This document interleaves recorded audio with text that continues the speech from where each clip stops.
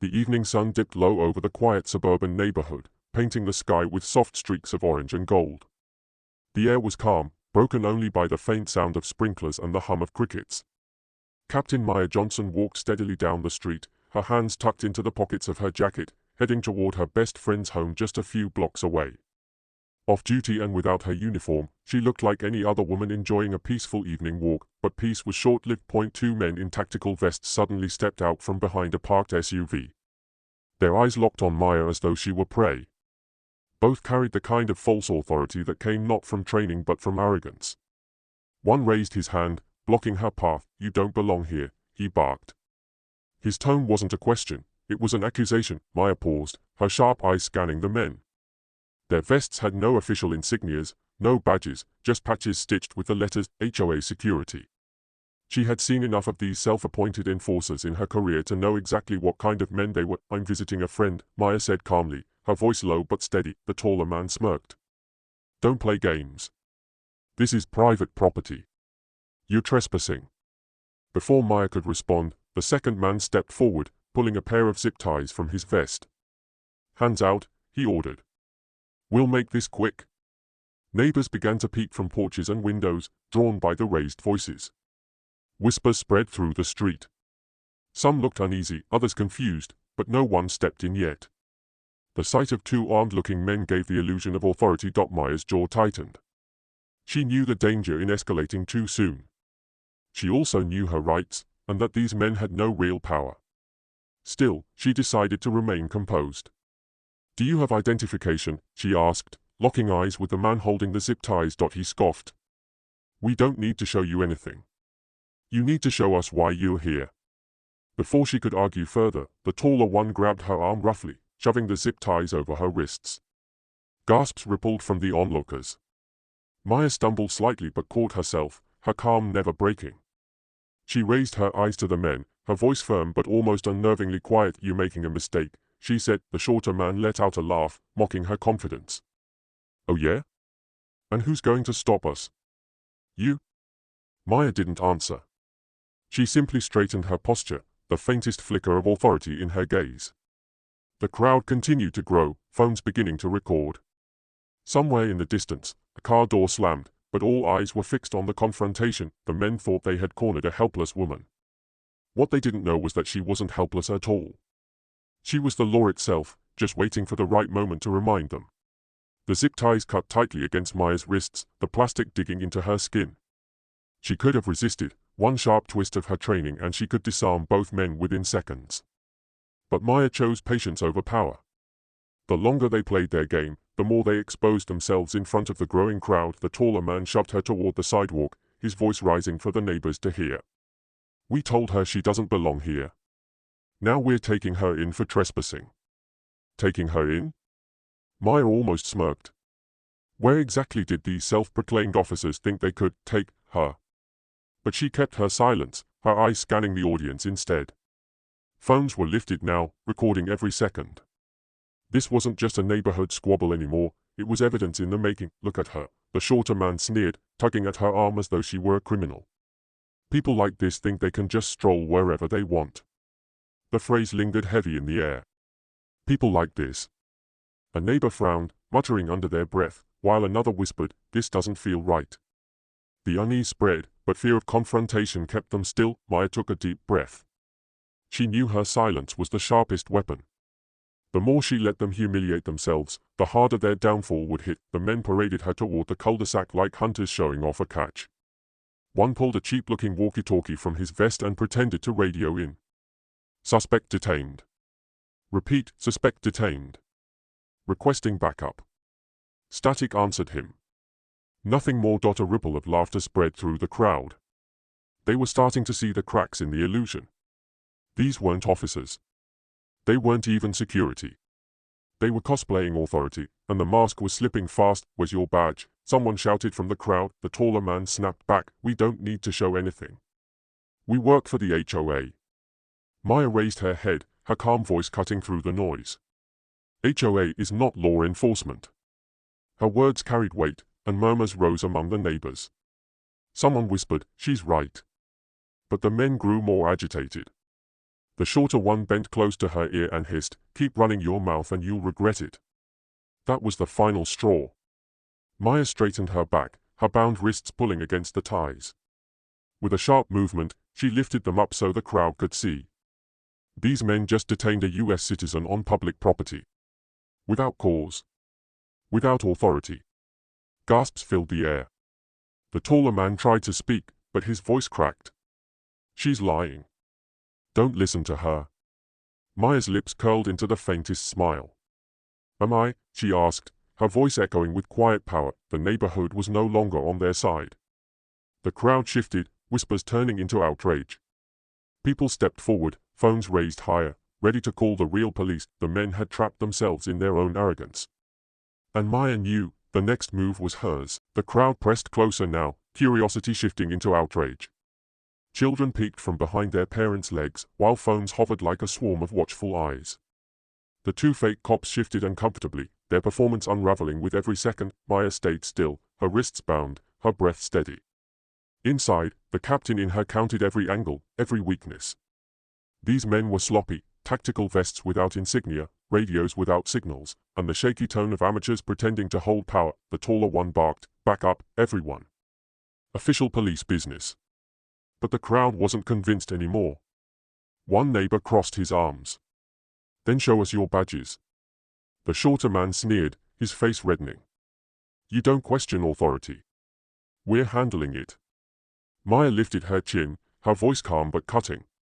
"Authority without proof is nothing. And what you've done to me, this is unlawful detainment." Gasps rippled. The taller man stepped toward her threateningly, trying to intimidate. But Maya's eyes locked onto his without flinching. She had stared down drug lords, smugglers, and armed fugitives. These two were nothing but cowards hiding behind plastic bravado. "Enough," the short one snapped, fumbling for a piece of paper from his pocket. "Here's our authority. Signed by the HOA." The crowd erupted in disbelief. A teenager laughed out loud. "HOA rules don't give you the right to arrest people, genius." The men's bluff was crumbling, and they knew it. Desperation leaked into their movements, their fake confidence evaporating under the heat of truth. It was time. Maya took one slow step forward, raising her bound wrists for all to see. Her voice carried like steel wrapped in velvet. "You want to know who you just zip-tied and paraded through your neighborhood?" Silence fell.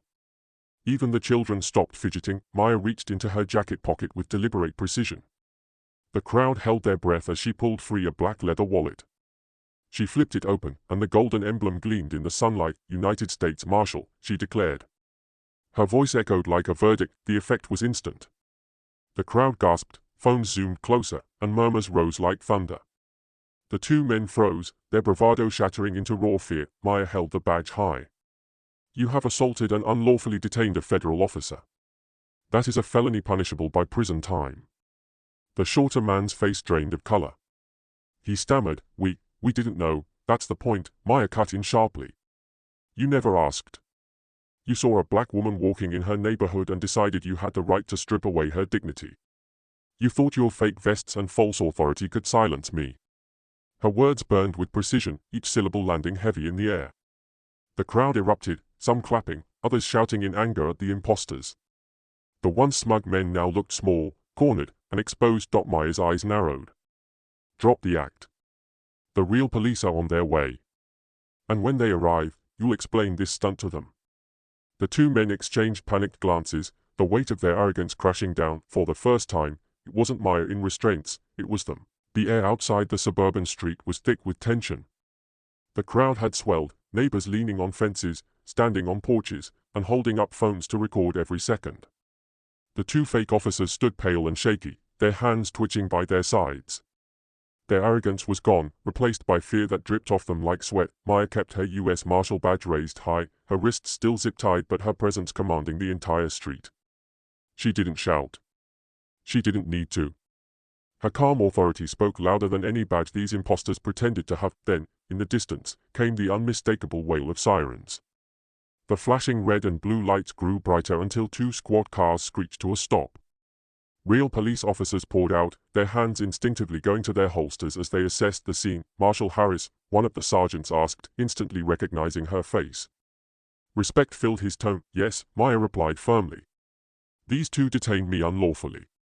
They posed as police officers under the authority of a neighborhood HOA. They zip-tied me and attempted to arrest me for trespassing. The sergeant's jaw tightened as he turned to the imposters. Drop any weapons. Hands where I can see them. The taller man sputtered, Wait. This is a misunderstanding. We were just enforcing. Quiet, the sergeant barked. You impersonated law enforcement. That's a felony. The shorter man's knees buckled. We didn't know she was. It doesn't matter who she is. Maya cut in, her voice sharp. You had no authority. Not over me. Not over anyone.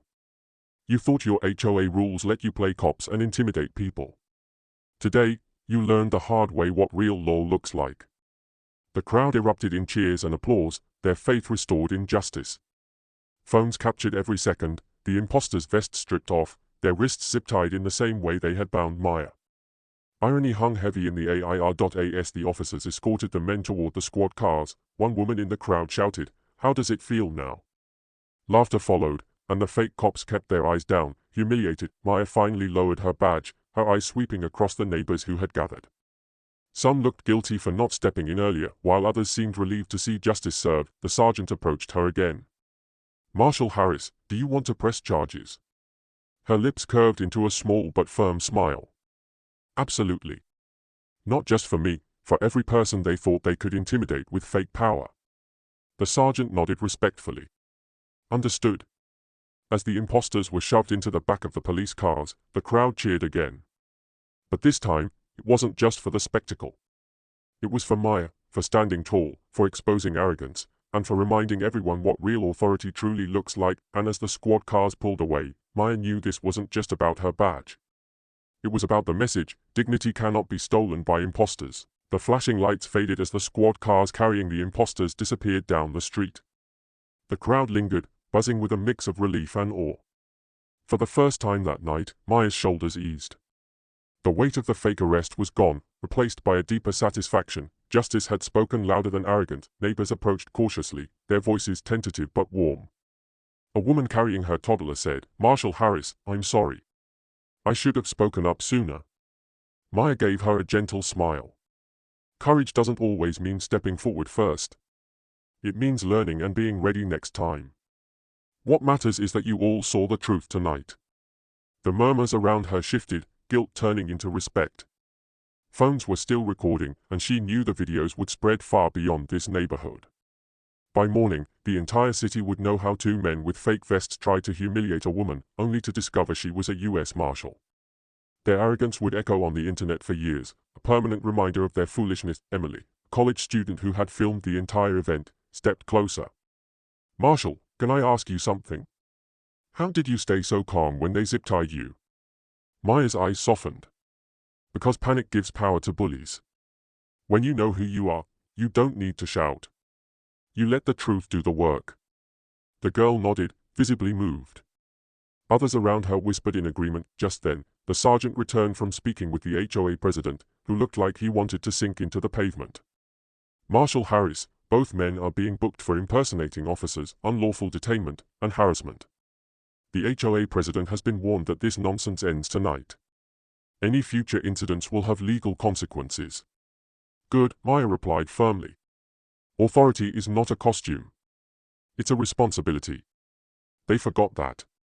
The sergeant gave her a respectful nod before heading back to his cruiser. Silence hung for a moment, then the crowd slowly began to disperse. Some neighbors patted Maya's shoulder as they passed, others simply gave her grateful nods. She remained still, watching them, her badge glinting under the streetlights. As the last few walked away, Maya allowed herself a deep breath. She hadn't just exposed two frauds, she had reminded an entire community that justice doesn't bow to arrogance, and dignity is not up for negotiation. She untied the plastic straps from her wrists, holding them up for a moment. A symbol of humiliation turned into a badge of triumph. She dropped them into the trash, her head held high. The night air felt lighter, almost cleansing. With one final glance at the quiet street, Maya walked toward her car. Not as a victim. Not even just as a U.S. Marshal. But as a reminder, to everyone, that real strength comes not from pretending to have power, but from carrying it with truth and integrity, and that was a lesson no imposter could ever fake.